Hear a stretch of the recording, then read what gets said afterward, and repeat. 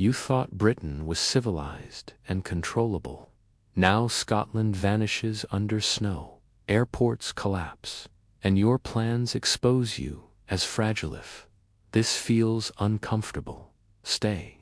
The illusion of control shatters. This chapter ruptures the belief that modern systems tame weather. It reframes the snowstorm as a verdict on human arrogance, not a temporary inconvenience. You were trained to believe this place was insulated.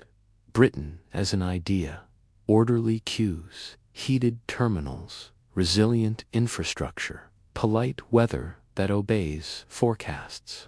Snow was supposed to be decorative, a mild disruption framed by yellow warnings and morning radio jokes. Scotland was rugged, yes, but contained, manageable, civilized. That belief dies here. Meters of snow do not negotiate. They do not care about budgets, competence, or tradition. They accumulate, they compress, they erase movement first, then authority. Airport symbols of reach and coordination become inert slabs of concrete. Runways vanish, schedules dissolve. The sky closes, and with it, the illusion that motion equals control. What collapses first is not transport. It is identity. You built your sense of security on systems that promised continuity. Flights will depart, roads will clear, help will arrive. Snow exposes the lie underneath. Systems are fair weather agreements. They function only while nature permits them. When conditions change, those agreements are void. Notice how quickly language softens the blow. Severe weather event. Unprecedented conditions. These phrases are narcotics. They frame domination as misfortune, as if this were a mistake rather than enforcement. Snow is not an event. It is a process. It does not arrive to shock. It arrives to stay until the balance of power shifts back in its favor. Watch how preparation becomes a liability in this moment. Those who planned for normal delays are trapped by their own expectations. Booked connections, tight timelines, obligations stacked without slack. The more optimized your life was for efficiency, the faster it snaps under load. Redundancy looks wasteful until it becomes sovereignty. This storm redraws hierarchy. Those closest to heat, shelter, and patience rise. Those dependent on movement fall. Airports full of people are not hubs of power. They are holding pens. The crowd waits for permission that will never come, staring at screens that no longer command reality. Information keeps flowing. Control does not. Scotland buried under snow is not a regional story. It is a demonstration.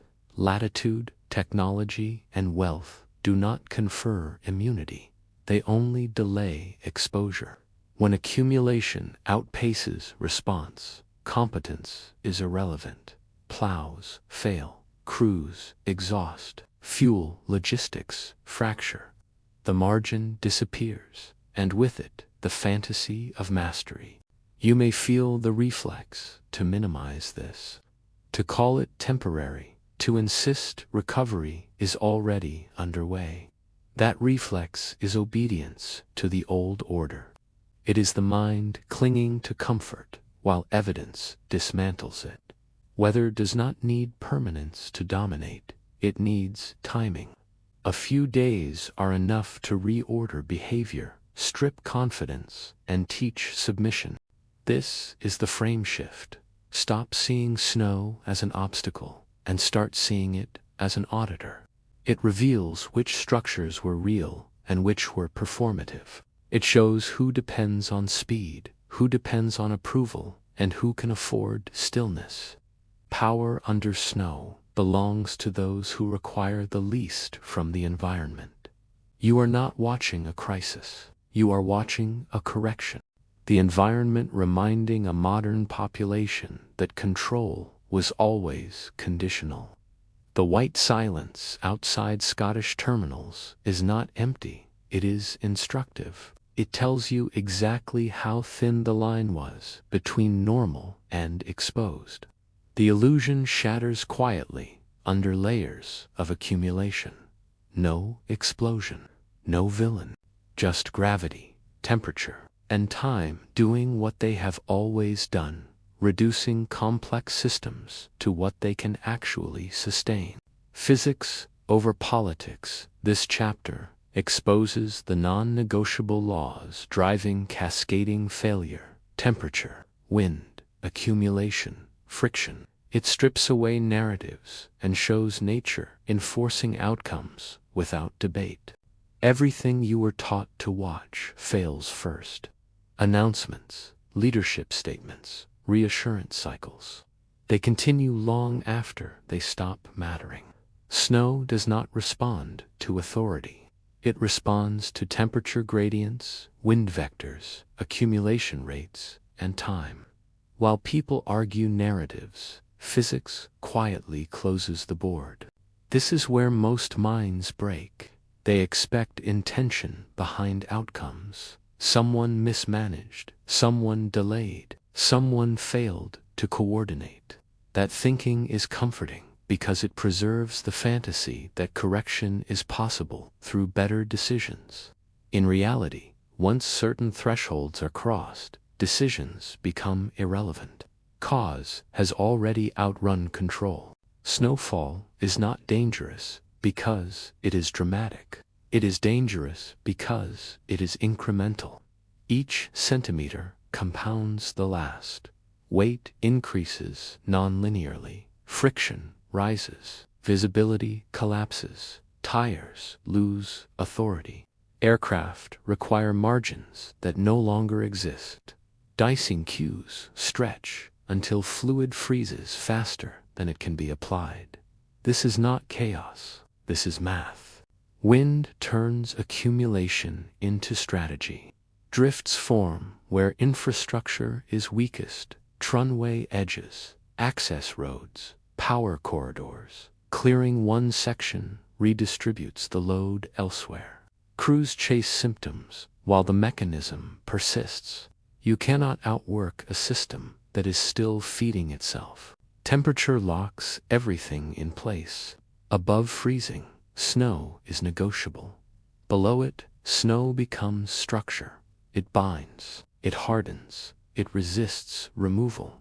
Each hour below zero increases the energy required to reverse the condition. By the time paralysis is acknowledged, reversal costs more than endurance. Nature understands sunk costs. Humans pretend they don't exist. Now watch the cascade. Flights cancel. Crews time out. Aircraft sit idle, occupying gates needed for rerouting. Passengers accumulate, consuming heat, food, attention.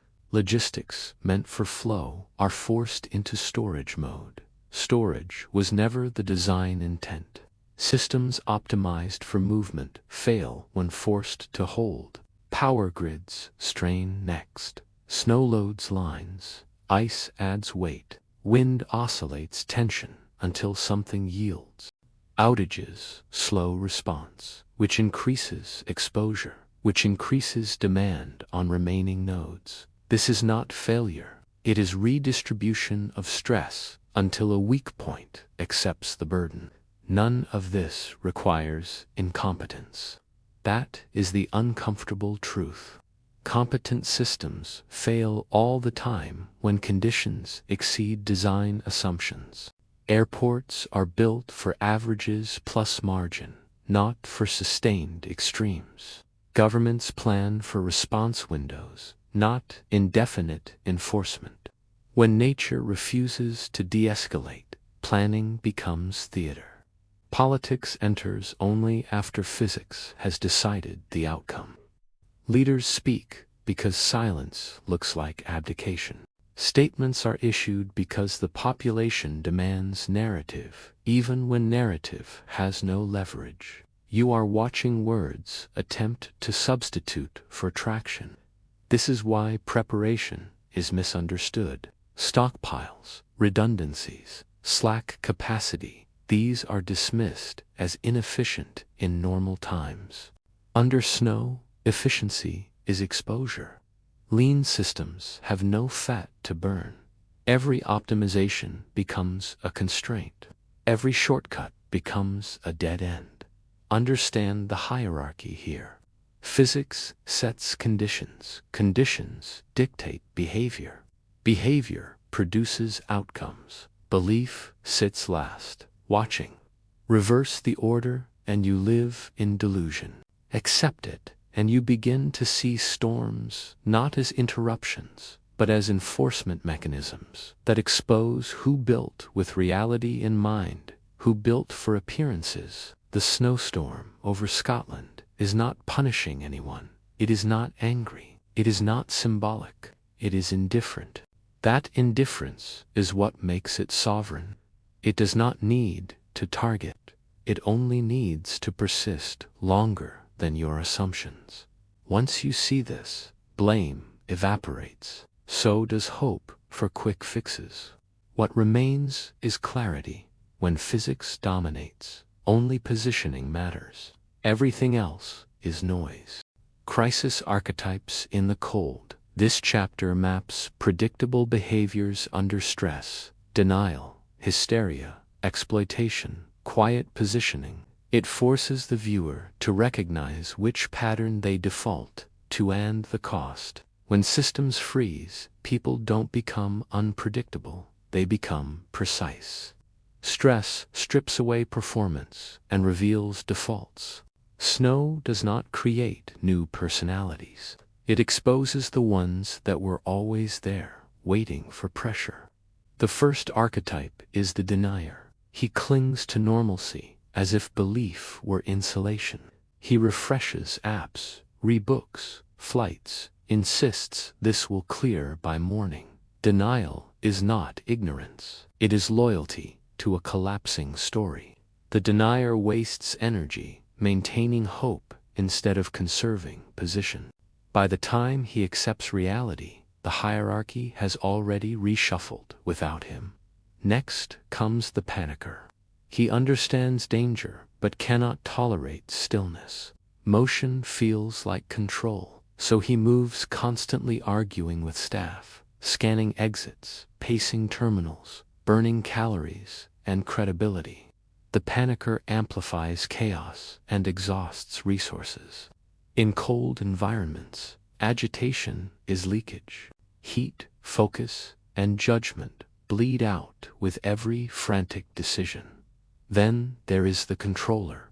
This type believes authority can override conditions. He demands escalation, invokes status, cites policies that no longer apply. Controllers are dangerous because they delay adaptation. They pressure systems to perform beyond tolerance, accelerating breakdown.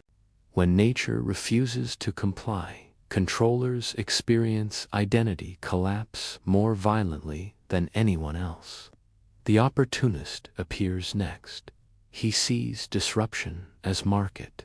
Scarcity becomes leverage. He hoards information, space, supplies. Opportunists are not villains. They are early adapters to the new rules. But they are short-term thinkers. They extract value quickly and attract attention, which in prolonged crises becomes a liability. Rarest of all is the survivor. He does not rush to interpret or react. He watches. He minimizes dependency. He speaks less as noise increases. The survivor understands that under snow, visibility is deception. He positions near heat, exits, and time. He does not seek advantage. He avoids disadvantage. That restraint compounds. Notice what determines rank here. It is not strength, optimism, or morality.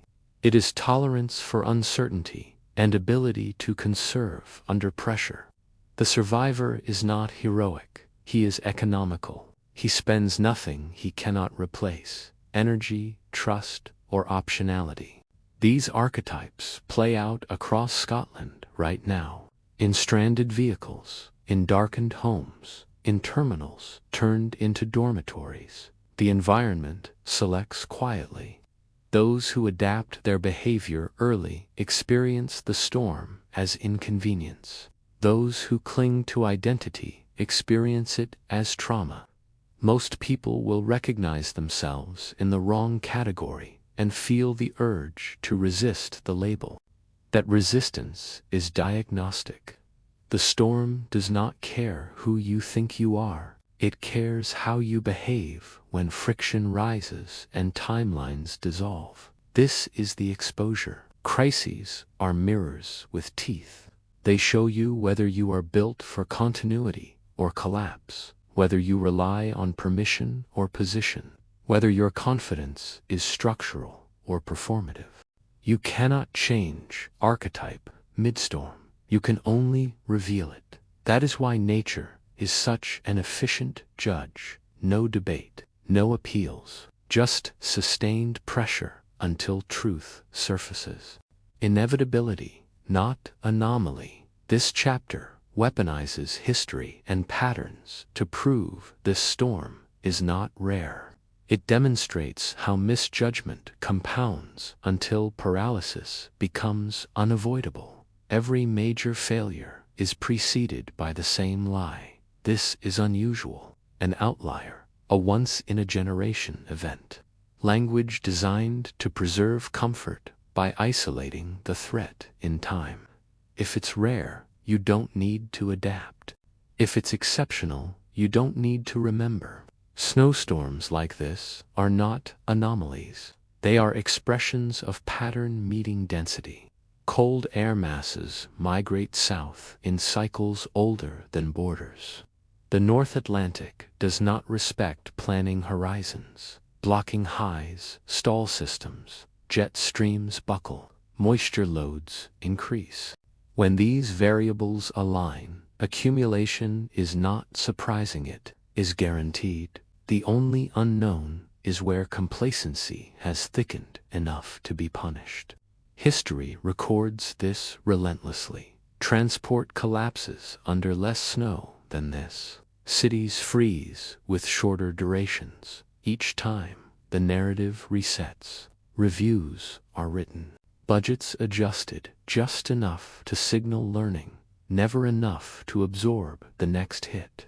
Institutional memory decays faster than weather cycles. Human misjudgment is the multiplier. Forecasts are treated as advisories instead of constraints. Contingencies are framed as pessimism.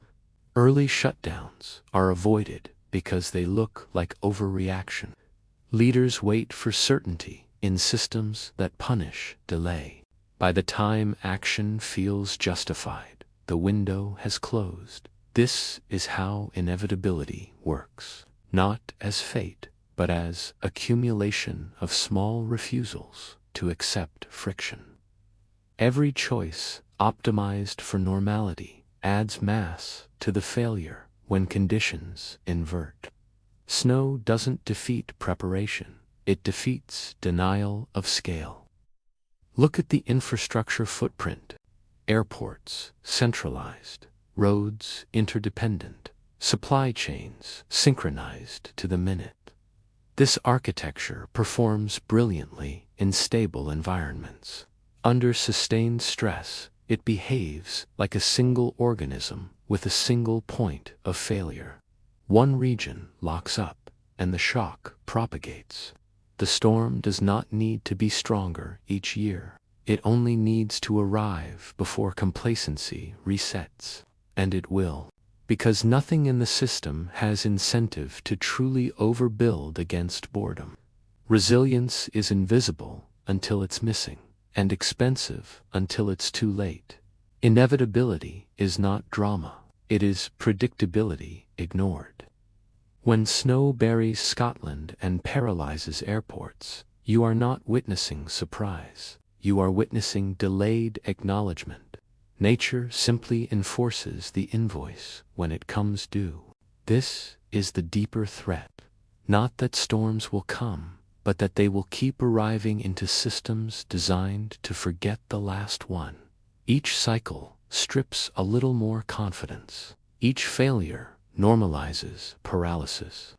Over time, disruption becomes baseline. Understand this, and the fear sharpens. Not because disaster is constant, but because it is cyclical and patient. It waits for density, for dependence, for overconfidence. Then it presses until something yields. Positioning in a frozen hierarchy, this chapter reframes response without checklists. Silence over signaling, leverage over movement, patience over panic. It teaches survival intelligence as placement, not action. When movement becomes expensive, position becomes everything. This is where most people fail, because they were taught to equate action with competence. Under snow, action is exposure. Every unnecessary decision leaks heat, time, and leverage. Survival intelligence in these conditions is not about doing more. It is about needing less. Watch the hierarchy form. Those dependent on schedules, permissions, and external rescue sink first. Those who can wait without signaling distress, without broadcasting frustration, rise quietly. Stillness is not passivity here, it is insulation. Silence preserves optionality, while noise attracts friction. Notice how crowds behave. Information circulates faster than reality. Rumors spike stress. Stress accelerates mistakes. The intelligent move is not to chase updates, but to reduce reliance on them. Screens create the illusion of proximity to control. Distance from the feed often correlates with better decisions. Leverage under snow is subtle. Proximity to heat sources, to exits not everyone sees, to staff without authority, but with access. Not demanding observing, not negotiating, lining. The environment rewards those who read flows instead of forcing them. Consumption is another fault line. Panic eaters, battery drainers, compulsive movers advertise vulnerability. Scarcity punishes display. The less you consume, the longer you can ignore the clock. Time becomes your ally only when you are not racing it. There is also the discipline of non-attachment. Plans will die, connections will be missed, comfort narratives will rot. Those who mourn each loss bleed energy. Those who accept erosion without commentary conserve strength. This is not optimism, it is triage of attention. Positioning also means understanding when not to compete. Opportunists flare early and burn fast. Controllers attract resistance. Survivors remain uninteresting. They are not memorable, and that is power. In prolonged disruption, anonymity is armor. The frozen hierarchy is ruthless but fair. It does not care who deserves ease. It elevates those whose internal structure matches external conditions. Calm, looneyed, observant individuals experience the storm as manageable. Everyone else experiences it as theft. This chapter is not about techniques. Techniques create dependency. This is about orientation. If you orient toward leverage instead of relief, you stop fighting the storm and start coexisting with it. The cold stops feeling personal. It becomes terrain. Once you grasp this, the environment stops humiliating you. It still dominates, but domination without humiliation is survivable. You are no longer trying to win. You are positioning not to lose. The death of the comfortable self. This chapter kills the naive identity that expects continuity. It replaces it with a colder, sovereign awareness that accepts dominance by nature and plans within it. This is where most people turn away, not because the storm worsens, but because the implications do. Snow does not just freeze roads and runways, it freezes illusions. And the most dangerous illusion is the version of yourself that expected continuity. That version dies here. The comfortable self believed in linear days, predictable access, and systems that would absorb shock on your behalf. It trusted that disruption was temporary and recoverable by default. Under meters of snow, that belief is exposed as dependency, dressed up as confidence. Identity is fragile when it is outsourced. When your sense of competence relies on functioning infrastructure, compliance from nature, and uninterrupted flow, you are not sovereign, you are sponsored. The storm withdraws sponsorship without explanation. This death is quiet, no announcement. Just a growing recognition that reassurance does nothing, outrage does nothing, and optimism does nothing. You are left with reality unsoftened. Most people interpret this as loss. It is actually subtraction. What replaces the comfortable self is not harder, louder, or more aggressive. It is colder and narrower. A self that accepts dominance without resentment. A self that plans inside constraints instead of protesting them. This identity does not ask, how do we fix this? It asks, what still works?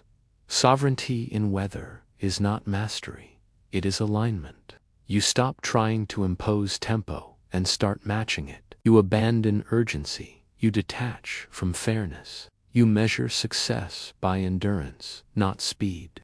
This shift alone removes most of the suffering people attribute to disaster. There is a reason storms feel humiliating to modern populations. They contradict the story of progress. They remind you that comfort was always conditional, granted by stable patterns that could revoke access at any moment. Accepting this feels like defeat only if your identity was built on denial. The replacement identity is lean. It respects cycles. It values redundancy and patience. It does not need validation from systems that can vanish overnight. It understands that exposure is the default state, and safety is temporary shelter, not entitlement. Once this identity settles, fear changes shape. It becomes informational instead of paralyzing. You stop asking whether normal will return and start preparing for intervals where it won't. This is the final lesson the snow delivers. Not panic, not heroism, just a correction in self-perception. You are not central, you are not protected, but you are capable of adapting without drama. Most will reject this and cling to the old self until it shatters again under the next storm. A few will internalize it and move through future disruptions with quiet advantage. We can draw the final line if you want.